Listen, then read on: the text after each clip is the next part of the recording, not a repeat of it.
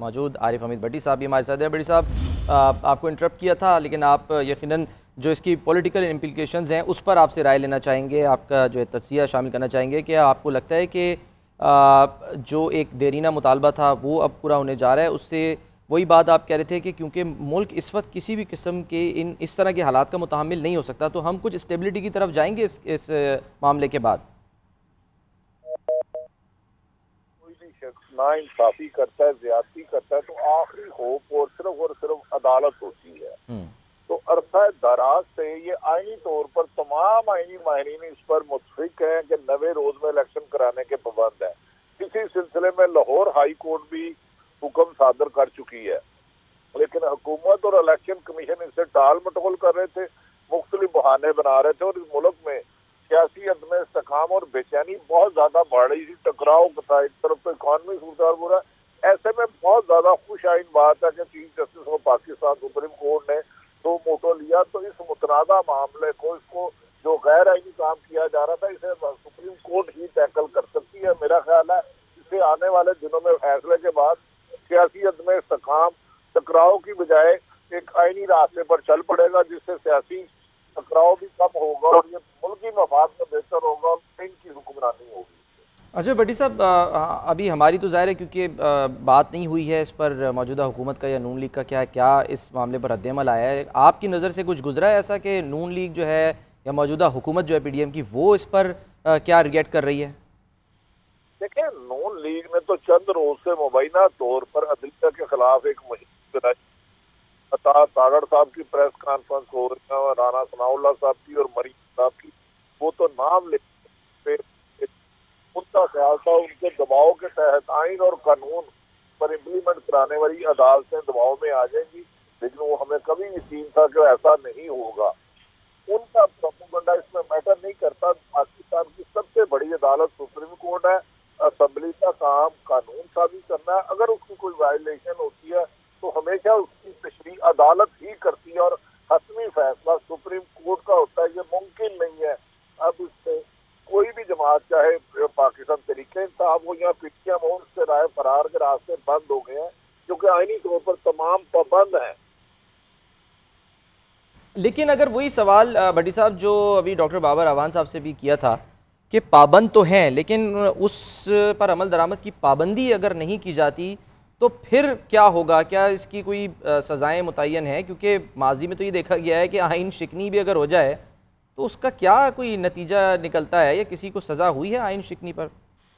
نہیں، اب یہ معاملہ جب شکنی کرتے ہیں یہ حکمران اپنی اقتدار میں مخالفین کے خلاف، لیکن کبھی ماضی میں یہ نہیں ہوا۔ ایک دفعہ صرف مسلم لیگ نون نے عدالتوں پر حملہ کیا تھا سپریم کورٹ، تو اب تو کسی قسم کی کوئی بھی ایسی گنجائش نہیں ہے کہ وہ اگر سپریم کورٹ حکم صادر فرماتی ہے تو یہ سب لوگ تو ہی عدالت میں گرفتار ہو جائیں گے حکمران۔ ان کے پاس کوئی آئینی راستہ نہیں رہے گا فرار کا۔ تو عدالت کے حکم اگر سپریم کورٹ کا 9 رکنی بینچ دیتا ہے تو میرا نہیں خیال کہ حکومت اس میں کوئی غلطی کرے، عدالت کے فیصلے کے خلاف جانے کا تصور بھی کرے۔ یقیناً بٹی صاحب ممکن ہی نہیں ہے۔ بالکل۔ اچھا، ایک اور اہم آج ڈیولپمنٹ ہوئی ہے، اس پر بھی آپ سے رائے لینا چاہیں گے۔ گزشتہ روز بھی اس پر جب ہم بات کر رہے تھے تو مصدق عباسی صاحب سے یہ جی این این نے سوال کیا تھا، ہم نے یہ سوال کیا تھا کہ یہ جو توشہ خانہ کا معاملہ ہے، اس میں یہ آخر یہ قانون جو ہے وہ موجود ہی کیوں ہے؟ یہ تو ایک طرح سے وزارت عظمیٰ کا جو دفتر ہے، وزیر اعظم کا دفتر، اس کو آفس آف پروفٹ بنایا گیا ہے۔ تو آج یہ فیصلہ صادر ہوتا ہے کہ جی $300 سے زیادہ کا جو کوئی گفٹ ہے وہ کوئی اپنے پاس رکھ ہی نہیں سکے گا، اس کو خرید ہی نہیں سکے گا۔ اس پر کیا آپ رائے دیں گے یا تبصرہ کریں گے؟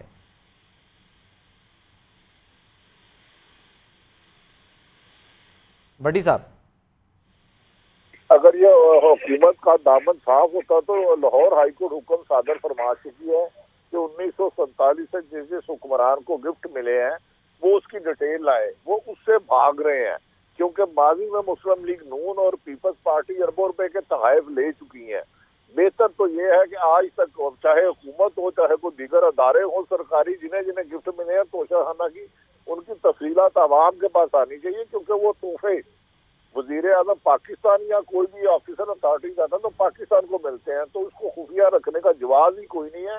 یہ تو نواز شریف صاحب نے غیر آئینی حکم دیا تھا ممکن ہے کہ عدالت اس بارے میں بھی کوئی حکم صادر فرما دے، لیکن سپریم کورٹ کے حکم دھولی کا جو سوچے گا تو اس کے لیے توہین عدالت میں 6 ماہ کی قید مقرر ہے۔ یہ ممکن ہی نہیں کہ 9 رکنی بینچ کے حکم کے مطابق امپلیمنٹ نہ ہو، یہ ناممکن بات ہے۔ ٹھیک ہے، اور اگر بھٹی صاحب بات وہ یہی ہے کہ جس طرح سے یہ دیکھا گیا ہے کہ کچھ نہ کچھ اس طرح کے ڈیلیز کیے جاتے ہیں، ڈیلینگ ٹیکٹکس جو ہے وہ استعمال کی جاتی ہیں، آپ کو لگتا ہے کہ اگر فیصلہ آ بھی جاتا ہے اس کے بعد کوئی ڈیلینگ ٹیکٹکس جو ہے وہ استعمال نہیں کی جا سکیں گی؟ دیکھیں، پہلے حکومت تو برملا کہہ رہی ہے ہم نے الیکشن نہیں کرانے، اور ان کا یہ کہنا بھی غیر آئینی ہے۔ اعتزاز احسن کے مطابق آرٹیکل 6 کے ملزم بن جاتے ہیں، 90 دن میں الیکشن 91 نہیں ہو سکتا۔ لیکن عدالت کے حکم کے بعد میں عرض کر چکا ہوں توہین عدالت لگ جائے گی، اور عدالت سیکنڈوں میں 6 ماہ قید دے سکتی ہے۔ عدالت نے یوسف رضا گیلانی صاحب کو لیٹر لکھنے کا حکم دیا تھا تو انہوں نے نہیں کیا تھا، تو انہوں نے اسی وقت رائزنگ کورٹ سزا دے دی تھی۔ تو عدالت سے تو اوپر کوئی نہیں ہے۔ میں نہیں سمجھتا کہ ان کے حکم کو دھولی کی جو کوشش کرے گا، چاہے وہ پرائم منسٹر ہو چاہے کوئی بھی ہو، نگران ہو، تو عدالت یقینی بات ہے آئینی راستہ اپنائے گی، اور اس سے ناممکن ہے عدالت کے فیصلے سے فرار ہونا ان کے لیے، حکومت کے لیے۔ ٹھیک ہے بھٹی صاحب، ساتھ ہی رہیے گا۔ فریحہ ادریس صاحبہ نے بھی ہمیں جوائن کر لیا ہے۔ فریحہ، اسلام آباد کی ہواؤں میں اس خبر کے بعد کچھ سکون، کچھ اطمینان محسوس کیا جا رہا ہے؟ بڑی خوشائن میرے خیال سے یہ خبر ہے اس حوالے سے کہ آخر کار سپریم کورٹ ہی، اس کو ایسی سپریم کورٹ نہیں کہتے، آئین کے حوالے سے بات ہو رہی تھی۔ بار بار یہ کہا جا رہا تھا کہ کانسٹیٹیوشن کہتا ہے آپ کا کہ 90 دن کے الیکشن ہونے چاہیے۔ ہم نے دیکھا کہ کچھ قانون دان بٹی ہوئی رائے دے رہے تھے، تو اس سے بہتر کون تشریح کر سکتا ہے کہ یہ معاملہ سپریم کورٹ نے اب از خود نوٹس اس کے اوپر لے لیا ہے۔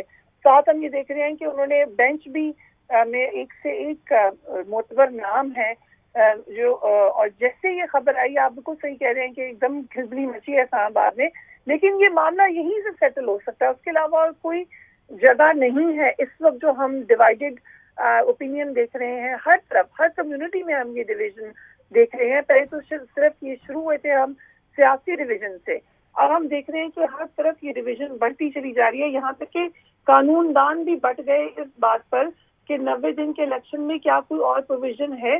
لیکن میں آپ کو ایک بات بتاؤں، اوور آل چاہے آپ کان کو سیدھی طرف سے پکڑیے یا الٹی طرف سے پکڑیے، جب آپ ہر ایک سے بات کرتے 90 دن سے آگے الیکشن کو لے جانا کسی بھی طریقے سے آئین کے کور کے تحت نہیں ہو سکتا تھا۔